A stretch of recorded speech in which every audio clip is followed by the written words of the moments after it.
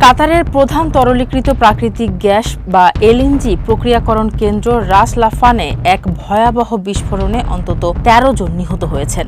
এই ঘটনায় আহত হয়েছেন আরও অর্ধ শতাধিক মানুষ। নিহতদের সবাই ভারত ও পাকিস্তানের নাগরিক বলে জানা গেছে।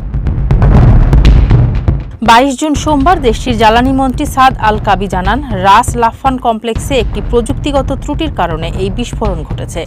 এটি একটি দুর্ঘটনা এবং এর পেছনে কোনো নাশকতা বা শত্রুতামূলক কর্মকাণ্ডের সম্পর্ক নেই। সাম্প্রতিক সময়ে ভূ-রাজনৈতিক উত্তেজনার কারণে গত মার্চে কেন্দ্রটি বন্ধ হয়ে গিয়েছিল। পরবর্তীতে জরুরি রক্ষণাবেক্ষণ শেষে মাত্র ২ দিন আগে এটি আবার চালু করার সময় এই দুর্ঘটনা ঘটে।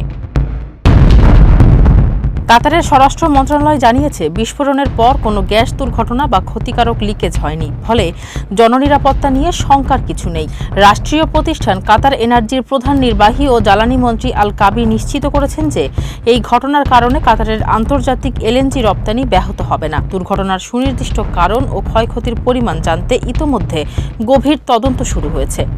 ফারজানা হাসিন, মানবকণ্ঠ।